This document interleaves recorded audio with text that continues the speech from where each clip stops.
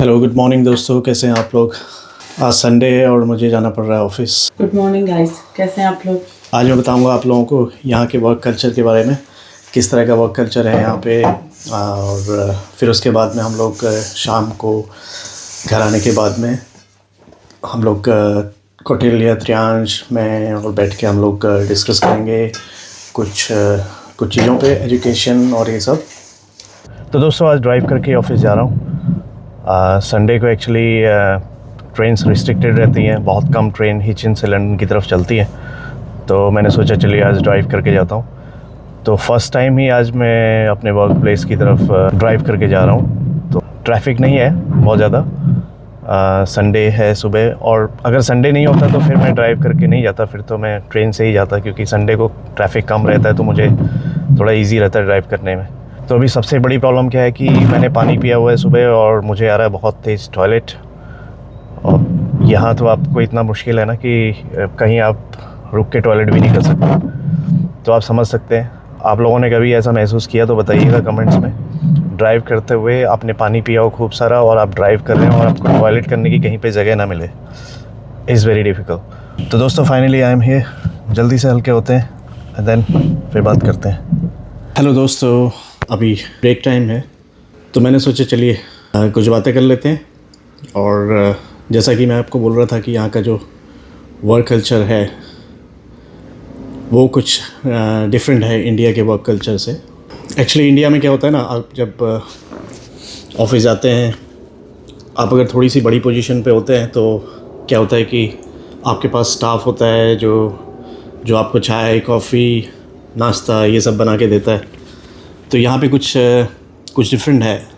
वो ये है कि आप किसी भी पोजीशन पे यहाँ पे हैं, सबके साथ एक सा व्यवहार होता है। आपको अपनी चाय खुद बनानी पड़ती है, आपको अपनी कॉफ़ी खुद बनानी पड़ती है। तो जैसे यहाँ पे ये चाय के लिए और आपको कोई चीज़ टोस्ट करनी है और ये सब, तो इसके लिए सारा इंतज़ाम होता है। और इसी तरह से नीचे सारे कवर्ड्स में, और इधर दूध रखा हुआ है, आपके लिए चाय बनानी है। कवर्ड्स में सारा सामान रखा रहता है, जो भी स्नैक्स वगैरह आपको लेने हैं। यहाँ पे कोई आपको हाथ में लाके देने वाला नहीं होता, आपको खुद करना पड़ता है। That's good, which is good. मतलब ये चीज़ मुझे बड़ी अच्छी लगी। और दूसरा ये है कि आज आपको लग रहा होगा कि आज संडे है, संडे तो छुट्टी रहती है, तो मैं कैसे काम पे कैसे आ गया।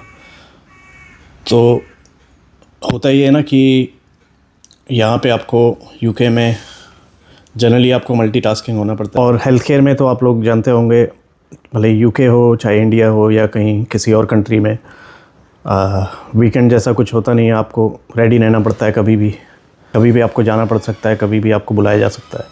आप भले ही मैनेजमेंट पोजीशंस पे हों या उससे भी बड़ी पोजीशंस पे हों या किसी और पोजीशन पे आप हों, तो आपको मल्टीटास्किंग होना ही पड़ता है। कहने का मतलब ये है कि जैसे यहाँ पे स्टाफ शॉर्टेज था आज संडे को, तो मुझे आना पड़ा। और आने का मन तो नहीं था बिल्कुल, लेकिन क्या है ना कि काम है तो फिर आना ही पड़ेगा, क्या कर सकते हैं। और एक अच्छी चीज़ मुझे यहाँ पे लगती है कि जो स्टाफ है, इंडिया में देखा है कि जैसे जो ऑफिसर्स होते हैं, उनके कलीग होते हैं जो उनसे नीचे की पोजीशंस में होते हैं, तो वो बहुत सारे काम उनके खुद कर देते हैं। तो उनको बहुत सारे काम अपने करने की ज़रूरत नहीं पड़ती है। जैसे फॉर एग्ज़ाम्पल सिंपल से अगर बात करें तो ऑफ़िस सेटअप है, ऑफ़िस की सफाई है। कई बार तो ऐसा होता है कि आपको मॉप और ब्रश भी करना होता है अपना ऑफ़िस। तो दैट्स गुड, अपना काम जितना हो सके खुद करना चाहिए। हेलो दोस्तों, तो फिर मैं आ गया हूँ घर, और सब लोग अभी घर पहुँच चुके हैं। और हम लोग चलिए डिस्कस करते हैं कुछ एजुकेशन को लेके। कौटिल्य भी हैं। हेलो। एजुकेशन में हम लोग जैसे अगर कुछ जल्दी क्विक कुछ डिस्कशन करें, तो पहला क्वेश्चन मैं ये रखना चाहूँगा कि अभी जो एजुकेशन सिस्टम है, तो ये रियल लाइफ के लिए प्रिपेयर करता है बच्चों को, या फिर कुछ इसमें गुंजाइश है चेंजेस की। Triansh, would you like to go first? Yeah, I will. I think to a certain extent it does. It teaches more about. Hindi में बोलना है यार। Oh yeah. Now it's going to be more difficult. No problem. You can use Time mix. pause- You can, pause you ले, can use mix करके pause ले। Let be in English. कुछ it's fine. कुछ word English में use करो। Ask me again now, because okay, so जो आज का एजुकेशन सिस्टम है ना, वो स्टूडेंट को क्या रियल लाइफ के लिए प्रिपेयर करता है? थोड़ा थोड़ा करता है पर पूरा नहीं करता है। मेनली स्कूल में एप्लीकेशन ज़्यादा नहीं पढ़ाते हैं, वो थ्योरी ज़्यादा पढ़ाते हैं। एप्लीकेशन later on डिपेंड करता है what education you're talking about. If you're talking about secondary school, वो एक secondary तो school में एजुकेशन इन होल मैं बात कर रहा हूँ कि education as whole, school education. I'd say it does. करता है. It prepares us for whatever you want to do in the future. Real life. Okay, जहाँ तक बात है एजुकेशन की, तो इस बात में बहुत सच्चाई तो है ही कि बहुत चेंजेस की ज़रूरत है, क्योंकि जिस पेस पे चीज़ें चेंज हो रही है उस पे सिस्टम अडेप्ट, इतना जो स्ट्रक्चर है उसको उस पेस पे चेंज करना पहली बात मुश्किल है।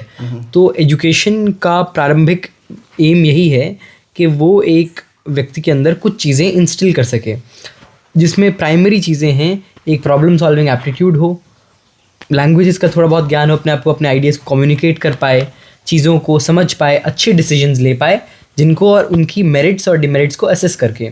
तो एक अंडरस्टैंडिंग भी इनकलकेट होती है एजुकेशन से, और ये प्राइमरी चीज़ें हैं। क्योंकि फिर अगर मानिए कि आपको इनकी समझ है तो आप किसी एक पर्टिकुलर सब्जेक्ट में तो खुद से भी पढ़ाई करके कुछ कर सकते हो, लेकिन ये जो डेवलपमेंट है ये धीरे धीरे आती है, और ये उन सालों में आती है जिन सालों में जनरली आप स्कूल में होते हैं, मतलब आपके बचपन के और थोड़े बहुत 10 साल जो हैं, ये 10-12 साल हैं, ये बहुत ही डेवलपिंग ईयर्स हैं। तो इसीलिए वहाँ हम चाहते हैं कि स्कूल के अंदर ये सारी चीज़ें डेवलप हो जाएँ, तो वो कुछ हद तक हो भी पाती हैं और कुछ हद तक नहीं भी हो पाती। लेकिन अब समस्या ये है कि क्या जो प्रैक्टिकल वर्ल्ड है उसके अंदर उस जो कोर्सेज पढ़ाए जा रहे हैं उनका क्या डायरेक्ट इम्प्लीकेशन है। अगर आप मानिए कि अगर आप फ़ोन की बात, अगर आप जो कंप्यूटर के कोर्सेज होते हैं स्पेशली CBSE स्कूल्स के अंदर, तो क्या जो वहाँ पढ़ाया जाता है क्या, क्योंकि अब तो ऐसे देखें, लेकिन इसके अंदर भी दो बात हैं। हाँ बिल्कुल बात सही कि अब जैसे मानिए चीज़ें बहुत बढ़ गई हैं, तो अब मटेरियल सीखना बहुत आसान हो गया है और बहुत आउटपेस हो चुका है। लेकिन भले ही आप बहुत बड़े आप वाइब कोडिंग करते हो, आप पूरा मदद से 2 मिनट के अंदर 1 घंटे 2 घंटे के अंदर एक वेबसाइट क्रिएट कर पाते हो, तब भी आपको कुछ नॉलेज, जो बेसिक नॉलेज है, जो फंडामेंटल नॉलेज है, वो आपको होना ही पड़ेगा। आप कैलकुलेटर तो यूज़ करते ही हैं ना लोग। अब लोग बड़ी बड़ी 15 डिजिट की, मानो किसी को 2 नंबर्स ऐड करने हैं तो कोई नहीं जाके उनको सॉल्व करेगा, पेपर पे लिखेगा, सब कैलकुलेटर यूज़ करेंगे। लेकिन कैलकुलेटर यूज़ करने का मतलब ये नहीं है कि उनको एडिशन भूल जाना है।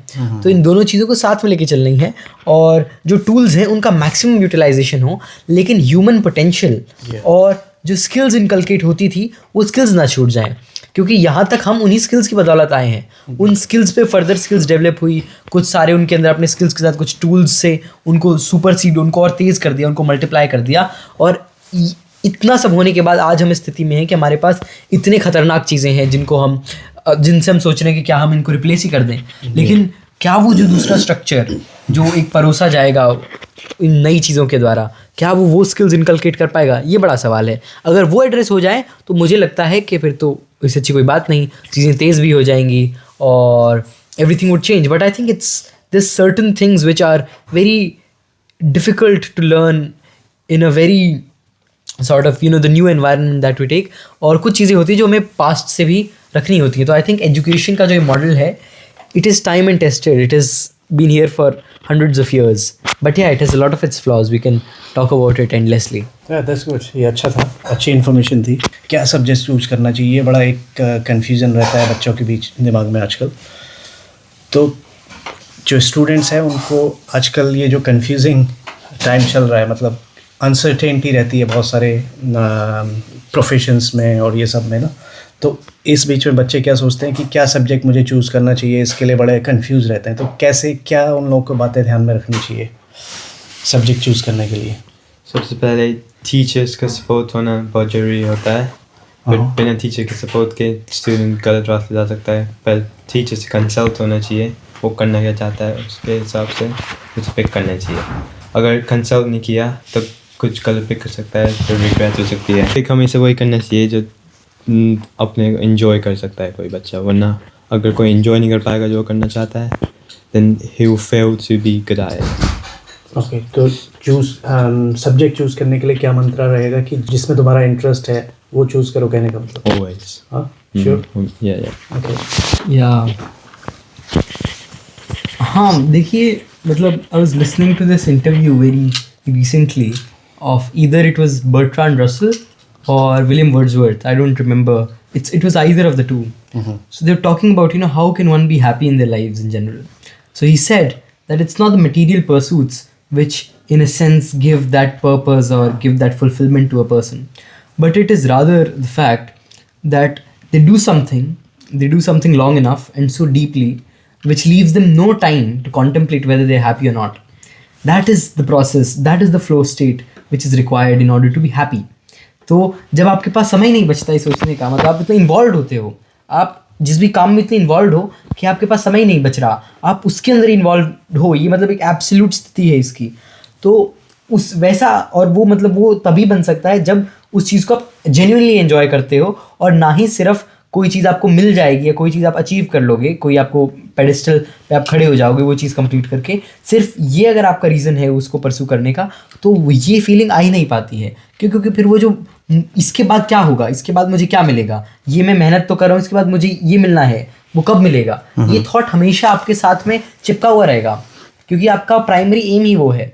तो you should choose something which you are in which you can involve your yourself उसके अंदर काफ़ी हद तक आपकी नेचुरल आपकी लीनिंग्स भी एक बहुत बड़ा फैक्टर होती हैं, और आप इसको इनकलकेट भी कर सकते हैं धीरे धीरे मेहनत करके, क्योंकि आप थोड़ा टाइम देंगे किसी चीज़ को तो आपको समझ में भी आएगा, आप जेन्युइनली उसको समझोगे तो कुछ सवाल भी आएंगे, क्यूरियोसिटी भी डेवलप होगी, ये भी सारी चीज़ें हैं। I think you should choose any subject which you like. Also interest can be develop too, but Later on you you need would not to develop be a very harsh on yourself. Yeah. And there are so many things out there, so it's not necessary कि आपको भाई मेरे को यही करना है या ये उसका जो रीज़न है वो नेचुरल और एंडोजेनिक होना चाहिए, वो आपके अंदर से आना चाहिए।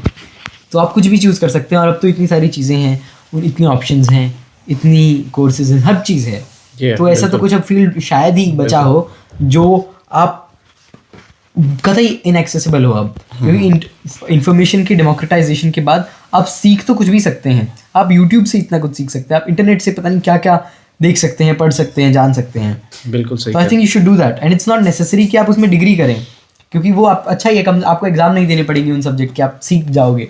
तो सीखना जो है वो कभी किसी फील्ड से लिमिट मत करो, और जो अच्छा लगता है वो करो।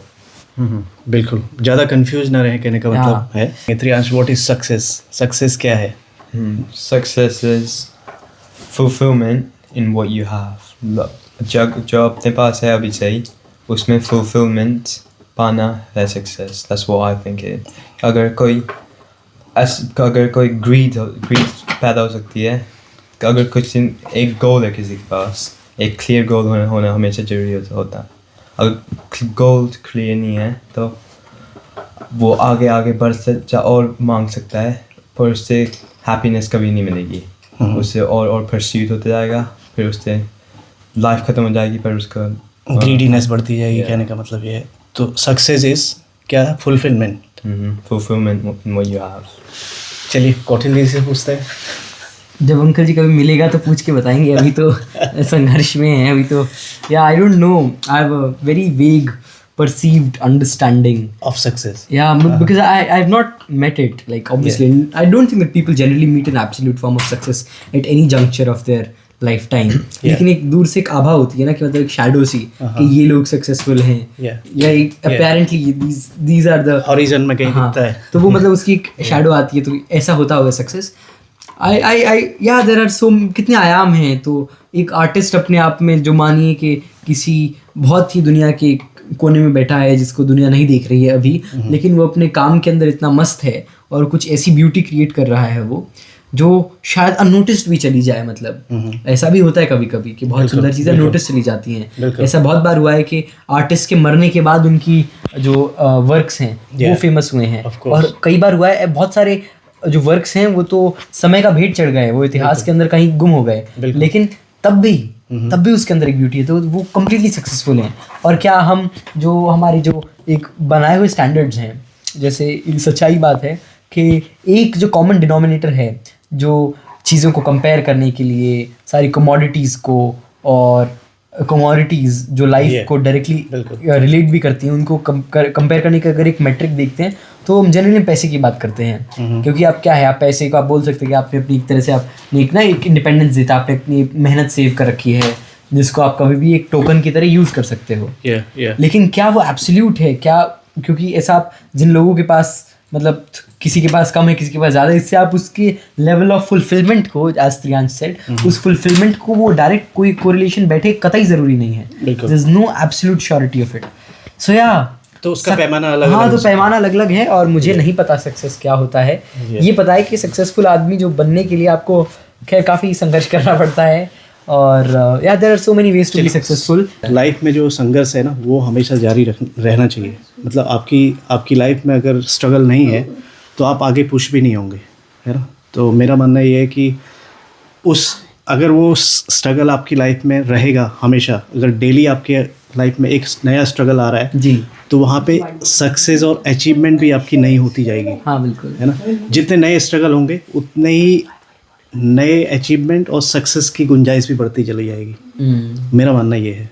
तो काफ़ी इंटरेस्टिंग डिस्कशन हुआ। त्रियांश, कौटिल्य और मैं बीच में क्वेश्चंस पुट अप कर रहा था तो बड़ा मज़ा आ रहा था इन दोनों के जवाब सुन के, और दोनों ने बड़े ओपनली अपने थॉट्स को रखा। That's really good. अब हम इसको आगे कभी जारी रखेंगे नेक्स्ट टाइम, और भी बहुत सारी चीज़ें डिस्कस करेंगे। Thank you everyone. Thank you.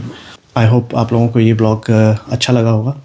अगर अच्छा लगा तो प्लीज़ लाइक कीजिए, और कमेंट्स में आप लोगों के भी कुछ सवाल हों तो प्लीज़ पूछिए। अगर आप लोगों ने सब्सक्राइब नहीं किया मेरे चैनल को तो प्लीज़ सब्सक्राइब भी कर लीजिए। मिलते हैं कल फिर एक नए ब्लॉग में। तब तक के लिए bye bye, take care, thank you, नमस्कार।